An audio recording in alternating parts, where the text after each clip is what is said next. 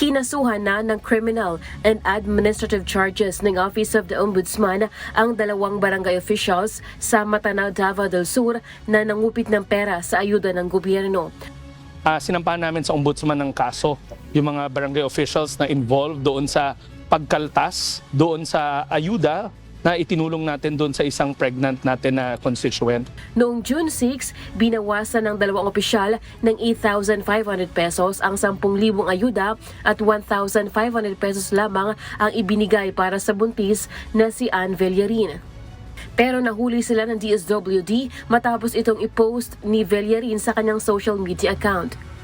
Ayon sa Department of Social Welfare and Development, walang karapatan ang sinuman sa mga opisyal ng lokal na pamahalaan o barangay na kaltasan ng ayuda na para sa kanilang mga benepisyaryo. Walang tao na pwedeng magsabing kakaltasan nila ang inyong benepisyo. Ang benepisyo na yan, ang financial assistance na yan, buong-buo na ibinigay sa inyo at buong-buo na para sa inyo yan. Walang pwede, kahit sino pa, na magsabi, pribado man o pampublikong individual, na magsasabi na kukuha siya ng porsyento nun dahil siya ang nag-facilitate.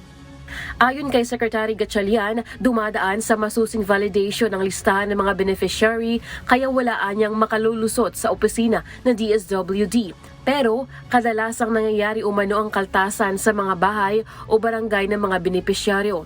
Kaya nananawagan ito sa lahat ng mga tumanggap ng ayuda na huwag magpapaloko sa sinumang magtatangkang magkaltas sa kanilang pera. Sa halip, ingatan nila ito at gamitin ng ayon sa kanilang pangangailangan. Pag hawak nyo na yung pera, hindi na dapat lalabas ng kamay nyo yan. Kayo na may control niyan. Kasi alam naman natin na it takes two to tango. Ibig sabihin, walang manloloko kung walang magpapaloko. Sa mga mabibiktima ng kaltas sa ayuda, maaari silang mag-post o mag-message sa official page ng DSWD o di kaya ay i-post sa kanilang mga social media account at itagan DSWD. Sa pamamahagi ng financial assistance sa Tandag City, Surigao del Sur, tiniyak ni Governor Alexander Pimentel na walang mangyayaring kaltas sa ayuda sa kanilang lugar. Piling-pili ito, yung mga hindi pa talaga nakatanggap. Hindi po pwede yan, sasapakin ko yung kapitan. Hindi po pwede yan. Lelaine Moreno, humahataw sa balita ngayon.